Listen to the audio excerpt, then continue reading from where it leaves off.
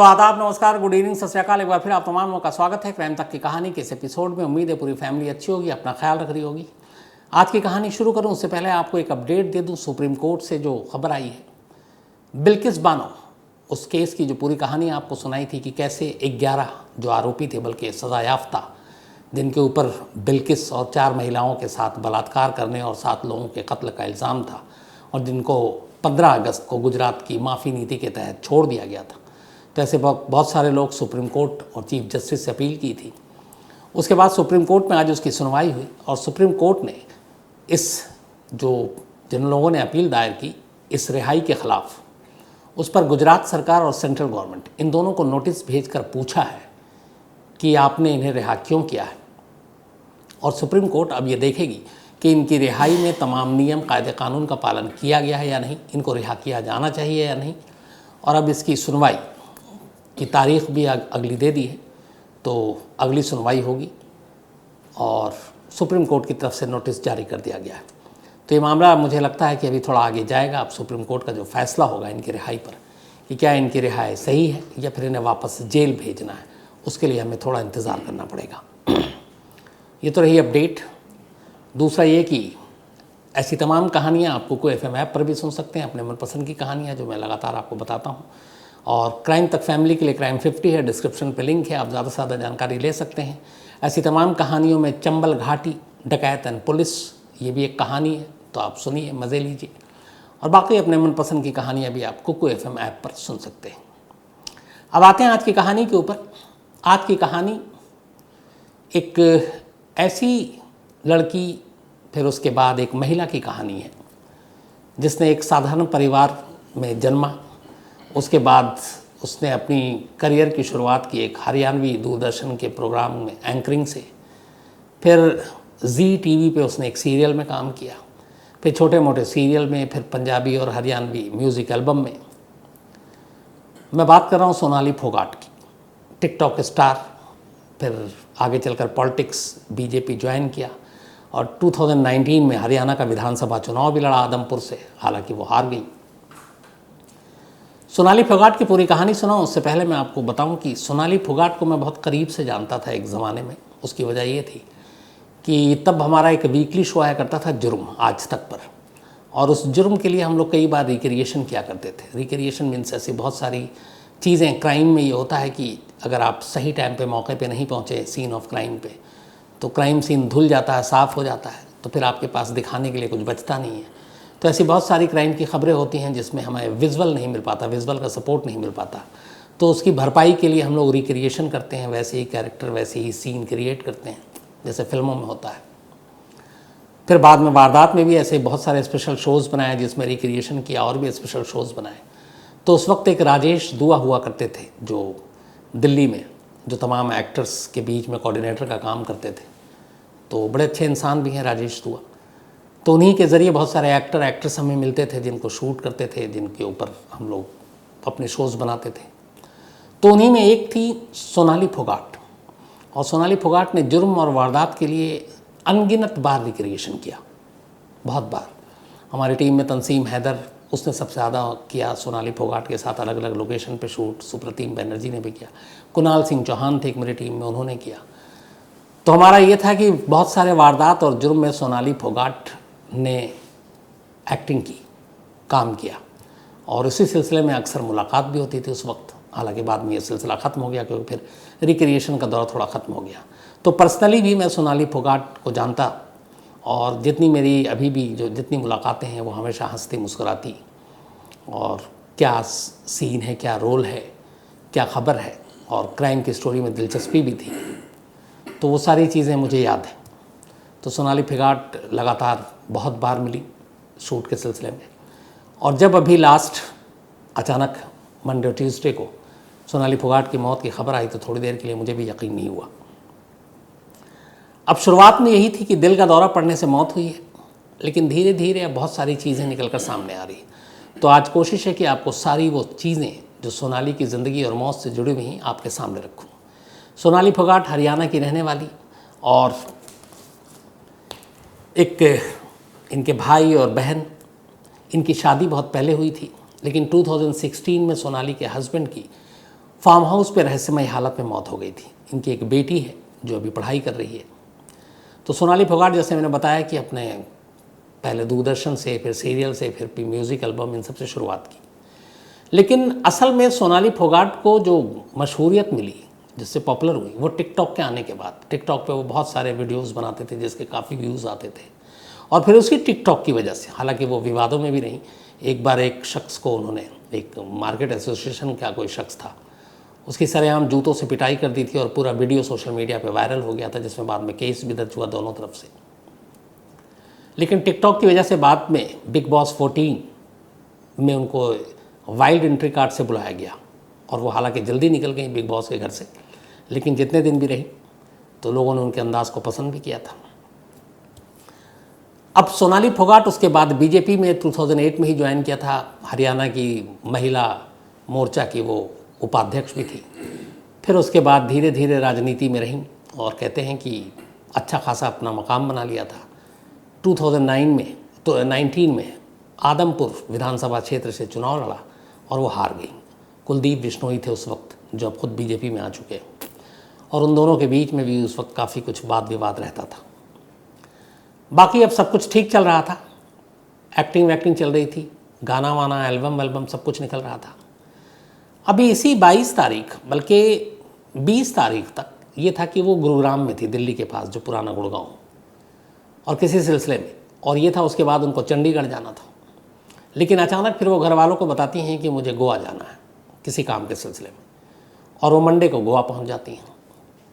और गोवा जाने के बाद बाकायदा उस रात बात होती है माँ से भी, बहन से भी, और सब कुछ ठीक था।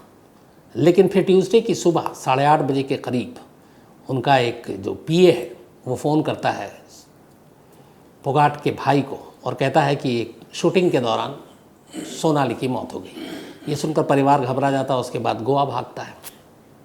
उसके बाद ये सारी खबरें सामने आती। लेकिन अब सवाल ये है कि सब कुछ हुआ क्या, क्यों हुआ। सोनाली के घर वाले इस मौत के बाद से इल्ज़ाम लगा रहे हैं कि उसकी मौत नेचुरल नहीं है, ये एक मर्डर है। अब हर मर्डर के पीछे कोई मोटिव भी होगा। तो ये सारी चीज़ें चलती रही, लेकिन गोवा पुलिस खामोश रही। आज अचानक, यानी कि गुरुवार को, थर्सडे को शाम को, गोवा पुलिस ने एक एफआईआर दर्ज किया, और ये एफआईआर दर्ज किया है सेक्शन आईपीसी 302 यानी मर्डर के सिलसिले में।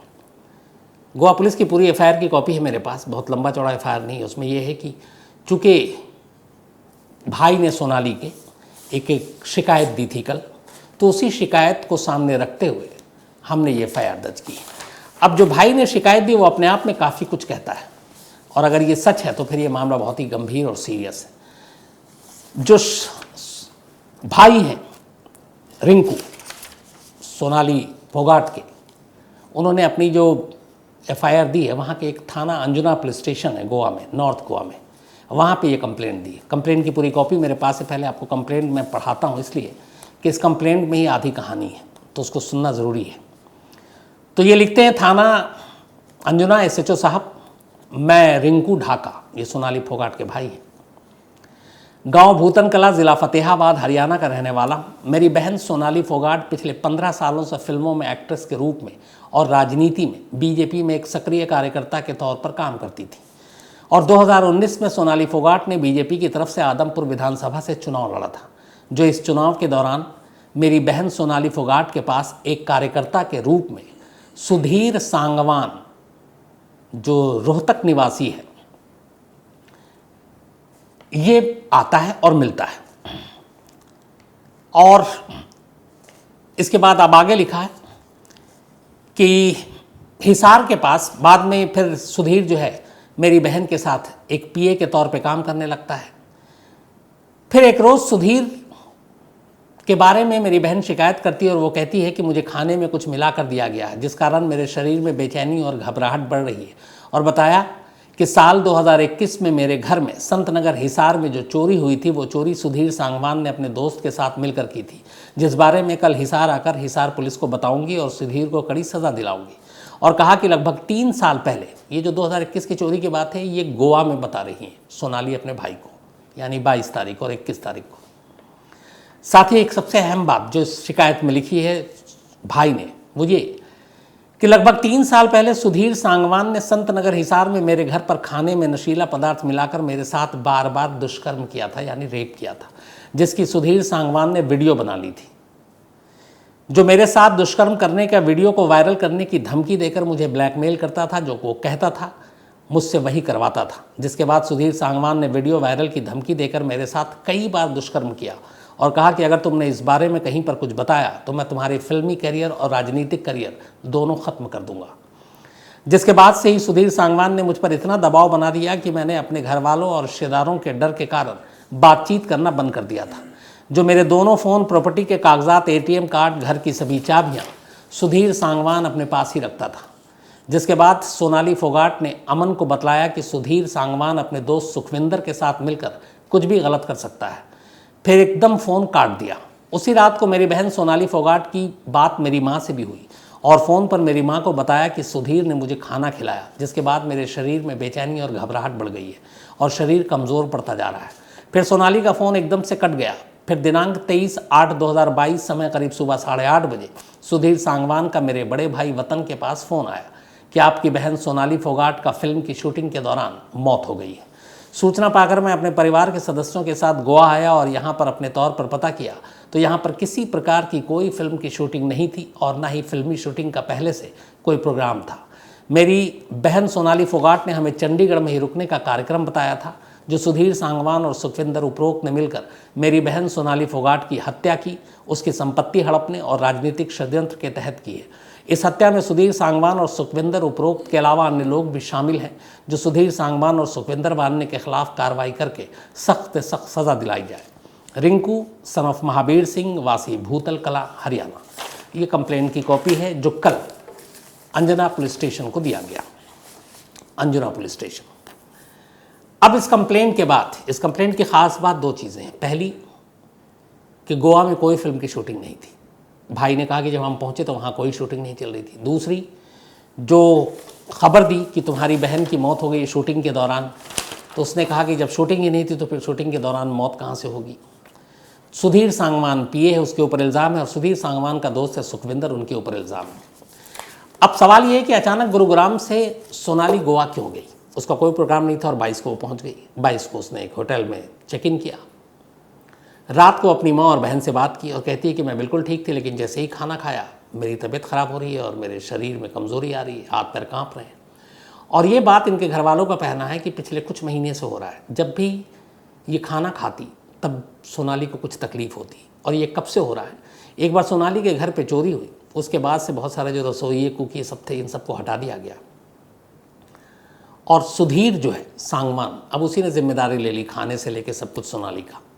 और अब उनका है कि कुछ महीनों से कुछ खाने में ऐसी चीज़ मिलाकर दी जा रही थी जिससे खाते ही सोनाली जो ठीक ठाक थी उसकी तबीयत अचानक बिगड़ने लगती।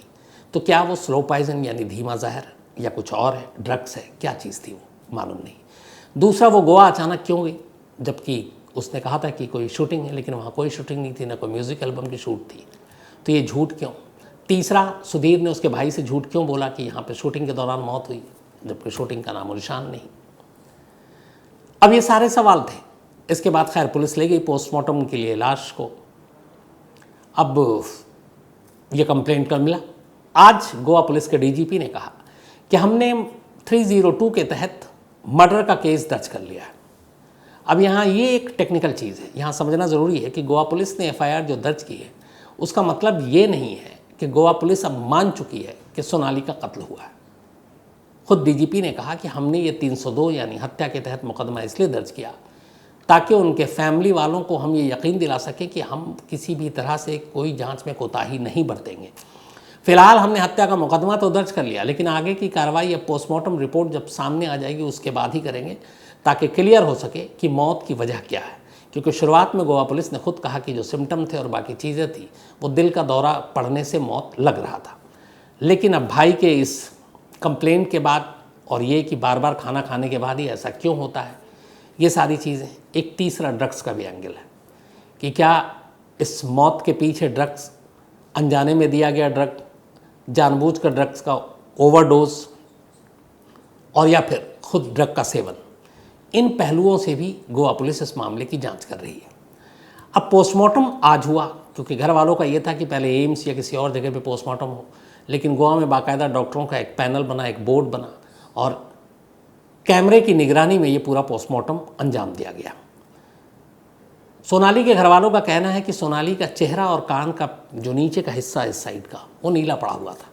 दिल के दौरा पड़ने से जब मौत होती है तो ऐसा रंग नहीं बदलता है। उनका कहना है कि ये नीला पड़ना इस बात का सबूत है कि शायद सोनाली को जहर दिया गया है। अब जहर और ड्रग्स ये पता करना गोवा पुलिस का काम है।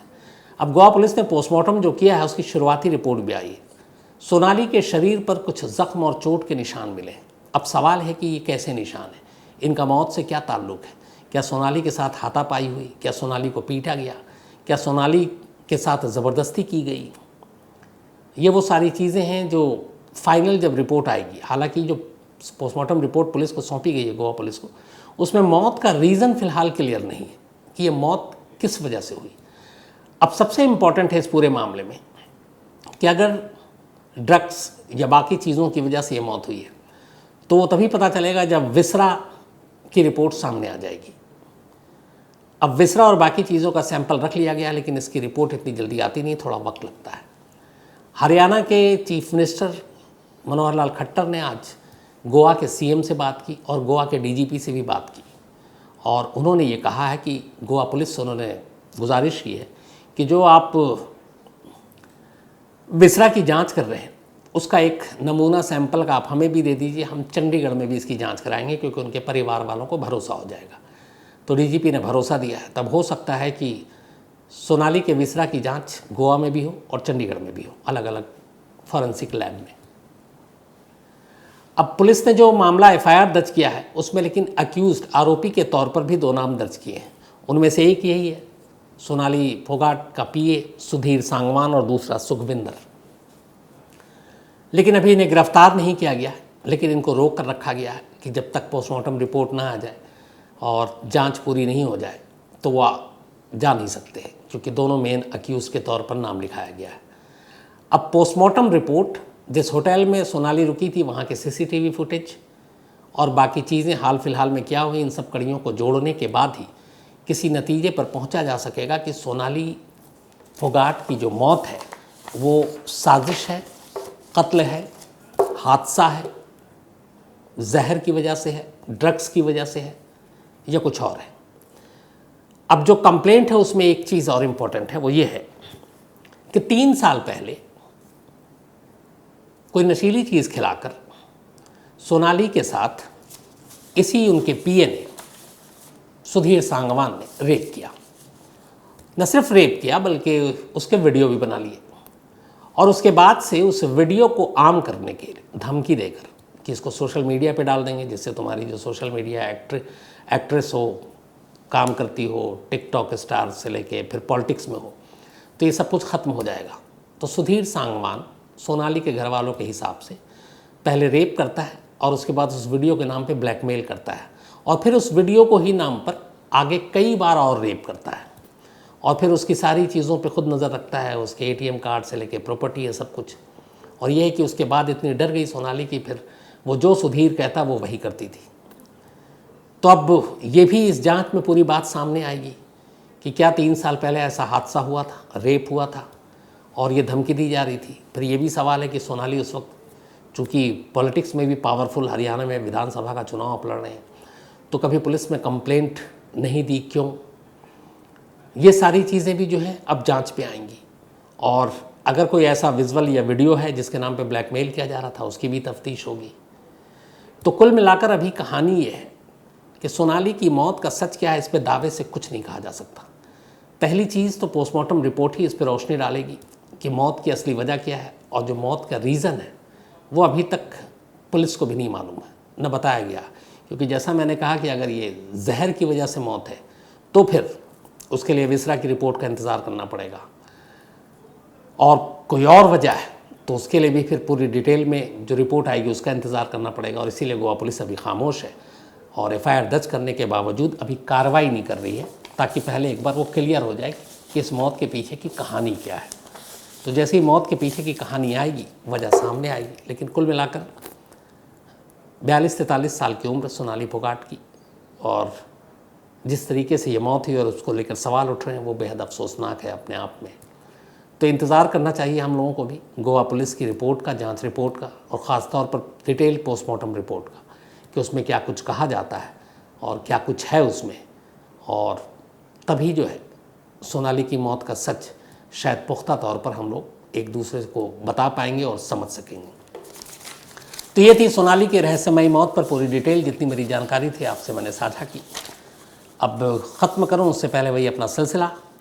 आज भविष्य मल्हान इनका बर्थडे है, तो हैप्पी बर्थडे भविष्य, नाम आपका बहुत खूबसूरत है। और विकास मल्हान जी ने भेजा है जापान से, और विकास भाई जब भी आप आएंगे पक्का मुलाकात होगी।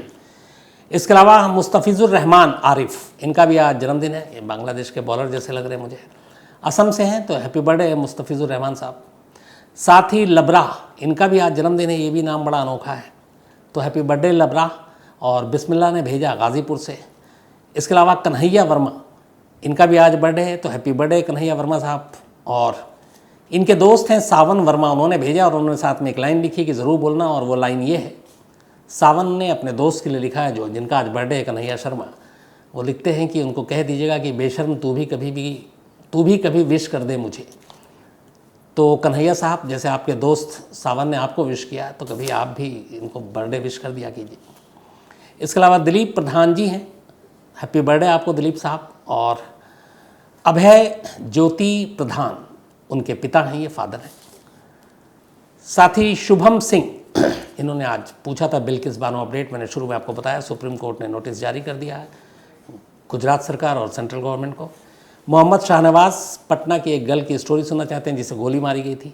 तुषार कुमार सिंह जी ने पूछा था कि ये क्राइम तक कहानी लाइव कब आती है, तो डेली 9 बजे, संडे छोड़कर हर दिन रात 9 बजे। अमन वर्मा जी ने कहानी की फरमाइश की। इसके अलावा सेतु राजीव जैन ने भी कहानी की फरमाइश की है, थैंक यू सो मच सेतु आपके प्यार के लिए। शीतल गुप्ता जी ने भी एक कहानी की फरमाइश की। इसके अलावा राजो देवी ने भी एक कहानी की फरमाइश की है। एस के अमीन ने भी की है। सुनील कुमार स्वामी अलवर से हैं। इसके अलावा Yudhveer Singh Lohan, thank you so much आपके मेल के लिए। जगदीश देसाई, इन्होंने एक भेजा था कुछ गलती की तरफ शायद लोगों में। इसके अलावा फैसल काजी, और ये इमरान मेहंदी औरंगाबाद की कहानी सुनना चाहते हैं। जीत कुल्लू से हैं ये। इसके अलावा राज वैष्णव, इन्होंने कहानी की फरमाइश की है। जेसी बंडोत्रा। इसके अलावा संयम ओहरी एक कहानी की फरमाइश की है। तो सभी की फरमाइश पूरी कोशिश होगी बारी बारी से पूरी हो। आज कहानी में लेकिन इतना ही। अब आपसे मुलाकात होगी कल रात 9 बजे किसी नई कहानी के साथ। तब तक अपना ख्याल रखिएगा। Thank you very much.